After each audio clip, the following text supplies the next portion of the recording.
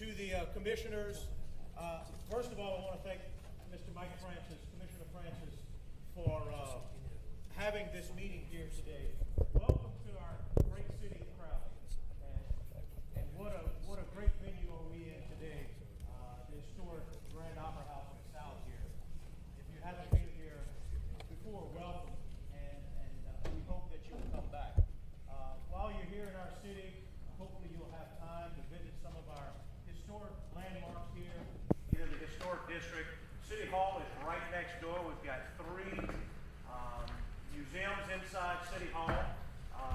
Ford Motor Company started in 1902 in that building, building Model T Ford vehicles right there in that building. So feel free to come and visit us at City Hall and tour City Hall. But thank you so much for coming here to Crowley and visiting with us. If there's anything we can do, please do not hesitate to ask us for it. Thank you. Well, thank you, Mayor. Thank you, Reverend Proctor. I want to say a few words about our great city of Crowley and Acadia Parish. First off, this facility belongs to the family of L.J. Geelan and Chi-Chi, his wife, and daughter Kim, who runs the place. And because of their efforts and great investment in Crowley and in this facility, we're able to really enjoy this. They have events here usually almost every week, some special entertainment, and so I would invite all of you on their behalf to come back. Let me tell you a little history why we're here today. The Public Service Commission represents all of Louisiana. There are 5 public service commissioners. I'm one of 5, and I represent Southwest Louisiana up to Alexandria and Gina and Colfax, down to Morgan City. But each one of us represents a different area. Once a month, we have a business meeting in Baton Rouge where we gather together just like we're here today. But once a year, each chairman, each commissioner gets to have an event in his home area. And I've had a couple in Toledo Bend, I've had one in Lake Charles, and really excited to be able to come here today, and because I know many of you have never seen such a beautiful place as this. So it's a great honor for me to be the host in the commission, and I thank Commissioner Campbell for allowing us to come here today. I think we had one in Natchitoches at your last meeting during the Christmas season. And I want to recognize a few folks here that if you're not on this list, maybe you just wave your hand. I've tried to get people to sign in. Of course, the sheriff had to be called out, but his brother Gibson, that's the Kelly Gibson is here, Chief Deputy Kelly. All right, we have Dr. Sandra Marks, City Council, Katie Chassaw, City Council, Sammy Reggie, City Council, Troy Abear, Police Chief, Chuck Ashby, City Council.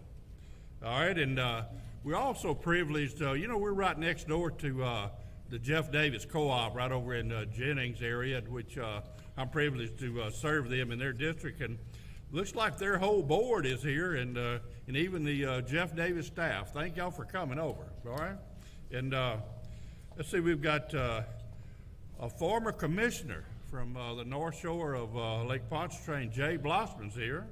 Of course, we got the mayor, Chad Monso, and then we've got Azora Proctor, the Reverend's wife. Azora's here. I want to thank Cajun Country Rice. That's the Falcon Rice Mill for the gifts of the rice that you all received. And that was compliments also of the Acadia Parish Stewards Commission.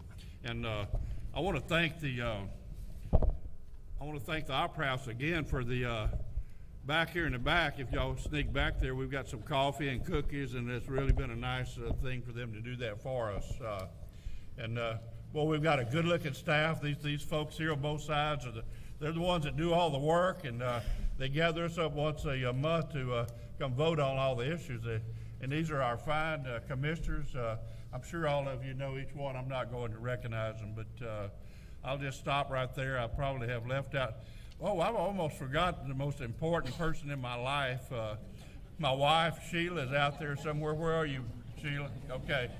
All right. And then of course, my number 2 lady, I've got to recognize Janice Perkins on my staff, but we have staff members here and people that work for us, so thanks again. I'll probably think about something that I forgot and mention in a minute, but right now I'm going to shut up and let Commissioner Campbell, Chairman, take the helm. Thank you. First of all, let me say how glad I am and how nice it is. This facility is unmatched in the state. I haven't been to anything this nice. Maybe some places in New Orleans, but nothing I know in North Louisiana is as nice as this. We have a real nice Strand Theater in Shreveport that we restored, but this is really nice. For a small town to have something this nice is a great asset. We talk about these meetings. When I first ran for the Public Service Commission, I told people if I got elected, I was going to move these meetings around the state. And my opponent said, well, you can't do that. You can't do that. Well, I said, well, you know, that's sort of crazy. Why can't we? It's only 5 members. The Racing Commission moves around the state. Other boards move around the state. So I was able to pass, and the first time we got them to vote for it. It's been a great thing because now anybody who wants to come to the Public Service Commission, they don't have to drive to Baton Rouge. If they live around here, they can come here. So it's been a great thing. It's good for the staff. Everybody gets out of Baton Rouge, and that's what we're supposed to do. We're supposed to be able to hear what people want and need. Next thing I want to say, Brandon, I want you to invite, hold on, Britt, we got a new president of Malcolm Smoke retired. We have a new president of SWEPCO, Britt Madison. Britt, you're here, raise your hand. This is a new fellow that took Malcolm's place. Come up here, Britt. Just come up here. You can say a few words if you want to. Don't make it too long, but Talk to y'all or talk to them? if you need a microphone. Yeah, please use the microphone. Sure. This is Brett Madison. He's the new president of SWEPCO in Shreveport. His dad was president before him. I've been knowing him. He's a nice fellow. We had Malcolm Smoke for a long time. Malcolm was great. This guy's in the same mold as Malcolm. He tries to help people. I call him, and in the middle of the night, he calls you back and things like that. Go ahead. Well, I appreciate it, Commission Chairman Campbell. And sorry I've got my back to y'all, but I think I need to talk to them because they may vote on me. I don't know.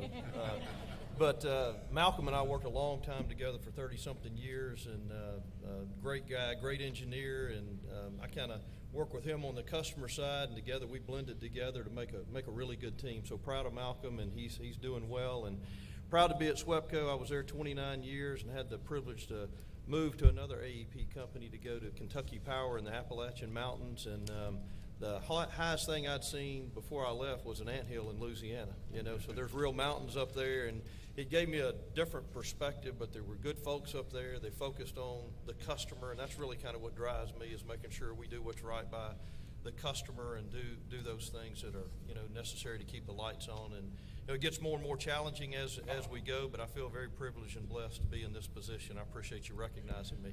Okay, Brett, before you go, I got a little something I want you to do. Okay. I want you to ask Nick Akins that we want him to come down here to a meeting and be before the commission, and also the CLECO people out there, if you're hearing me, hear me. We want your top guy to come too. I think it's unfair. We had the guy from Energy who came, and poor fellow lost his job. I'm kidding, but he's not there anymore. But anyway, we had him come. Nick Akins needs to come, and so does the head guy at CLECO. It wouldn't be fair just to invite Energy, not the other ones. It's good for Nick to come down here, and we'll work with you when he can to schedule, and let him meet with the Public Service Commission and talk about what's going on in y'all's company. I know it's a big company, and we would like for him to come. I'm proud of Nick. He was from Bossier City, where I'm from, and now he's the CEO of AEP in America. Quite an accomplishment, but we still want him to come down here if there's any questions people want to ask. That's it. That's all I got. Thank you. Brandon, make sure that you notify the CLECO people also. We will. Yeah. Okay. Have some announcements. Go ahead. Have some announcements. Oh, excuse me. Yeah, Mr. Lewis. Craig will go first. We can Okay. And then I'll go back to him. I don't have an eye on this side, and I don't hear too good, so y'all got to do something. Mr. Green? Can you be his eyes and I'll be his ears? Yeah, it works. It works. I think we have 3 votes for seersuckers today, so cheers for that. I'd like to take a moment to introduce. We have a new team member, Mary Elizabeth Bouye. I don't know where you are, if you can stand up. There she is, right here. So, very talented. Her father is in the legislature, Bo Bouye, and so we welcome her. She's already hit the ground running. But if you get a chance, introduce yourself to her, trade contacts, and she'll be a familiar. She signed a long-term deal, so she's going to be around a little while. I have a question. Mr. Scametta? I just want to bring to everybody's attention that we still are moving towards the CRUC meeting in June. And if you're planning on attending, the sign-ups are rising. It's cruc.org. The registrations are now over 100. And if you intend to go and stay at the event hotel, you might want to take some action for that to make sure you're attending. The agenda is in place, and a lot of you are going to get called to serve on panels and help present different issues that will be of interest during the educational component. So if you want to take advantage of the facilities and participate, I suggest you get on it. Otherwise, you may miss the opportunity to be in the closest position to participate. Thank you. Mr. Chairman, I'll go ahead. Mr. Lewis? Thank you. And first, Reverend Proctor, as I was walking in, told me he was from Lake Charles, and I realized he played football with all of my great uncles and is a close friend of my grandmother. So it seems everywhere I go, there's somebody from Lake Charles in the area. So I wanted to extend wishes to him from my family, and I'll make sure after this meeting, my grandmother's probably watching, so Reverend Proctor will probably get a Facebook message any moment now from her welcoming you. Mr. Chairman, I also had just a few announcements. I would like to ask staff if at our next and future B&E meetings we can look at having closed captions on our video or an ALS interpreter. I do have the Louisiana School of the Deaf and the Blind within my district, and they have been really engaged, and they have asked us to do that. So I would just ask staff if we could look at possibles to make sure that our meetings are accessible to all who have disabilities. The next announcement I want to make is to remind all of the companies that on March 27th, my office sent you a letter asking if you could comply with some data reporting on disconnections in Louisiana. I wanted to make sure that you are all received that letter. My office has asked that you respond to us by May 11th. We are open to having conversations. We've had conversations with many of you, but as you know, disconnections is an extremely important issue to me. Before I start making a docket or any type of rulemaking, I wanted to work collaboratively with you, so I'm once again urging and requesting the letter that we made public on March 27th, that you all would at least respond with some of the data, and we can continue conversations from there. And the last announcement I have, Mr. Chairman, is I had the pleasure of connecting with multiple members of Governor John Bel Edwards' Climate Task Force and stakeholders recently about the findings and their recommendations in their recent study. Many of those recommendations were before the commission, and so I've reached out to Mr. Harry Voff, and I would like to have Harry and some other members of the governor's task force to come and present information to us on where the task force sees intersections with our own work.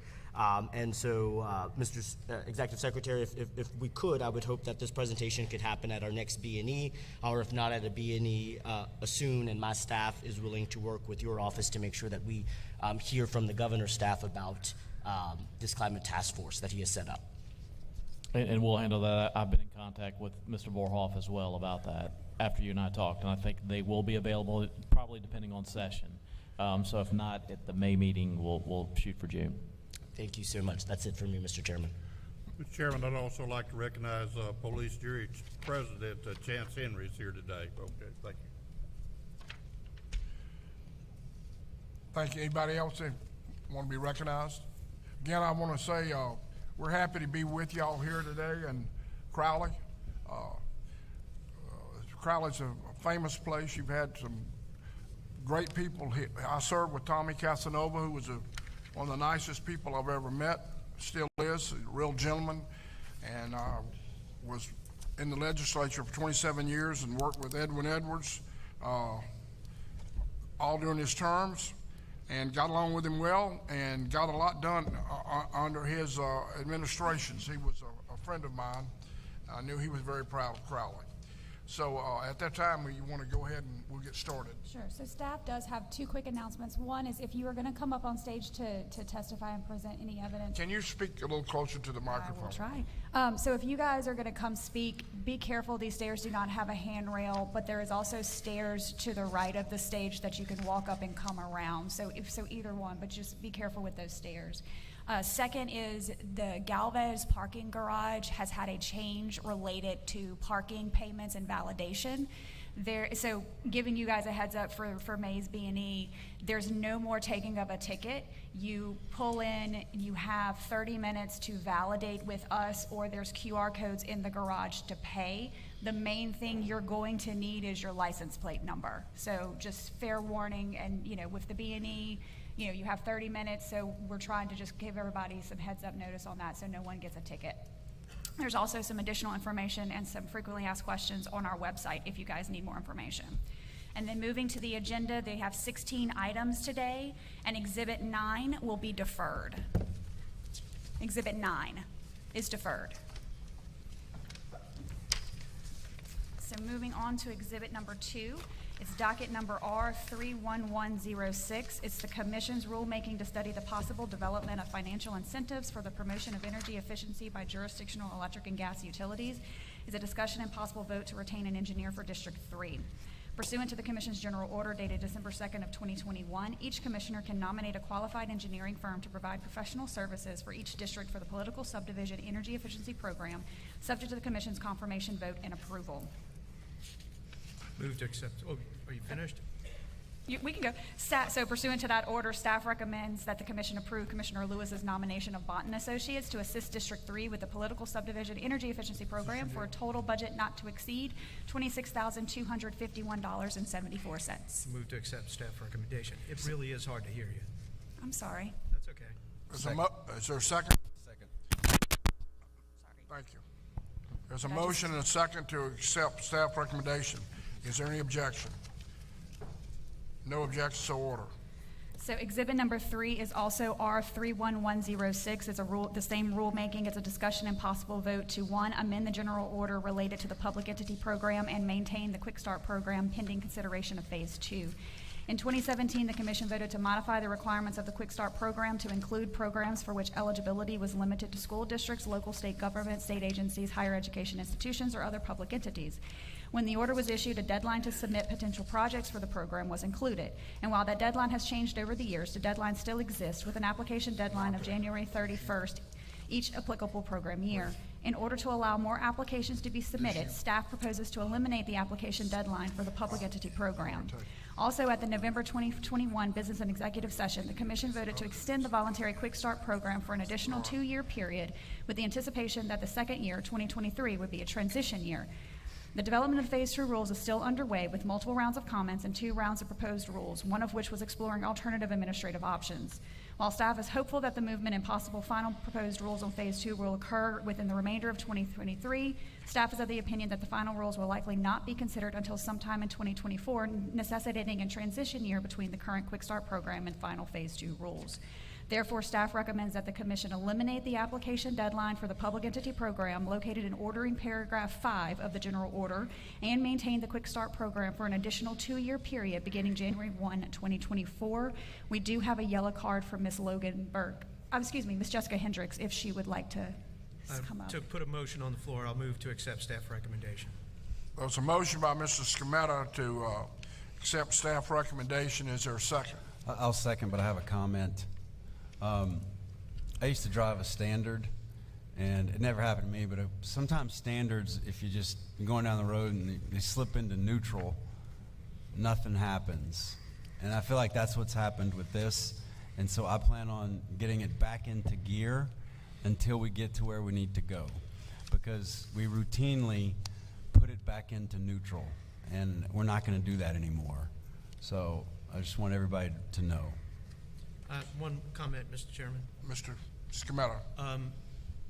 I've been talking to staff on energy efficiency on the company side of the equation that we've been doing for a while, and I've been talking to the staff about a suggestion for the commissioners to take over that half of the position to do weatherization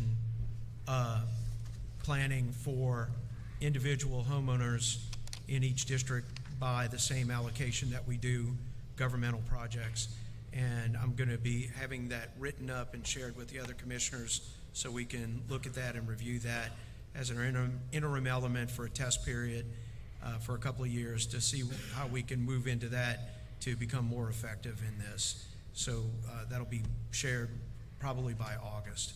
So we'll kind of move on from there as well. Thank you. There's a motion and a second. Is any objection? And then, well, Ms. Hendricks would like to speak, so before we vote, yeah, Jessica, you can come on up.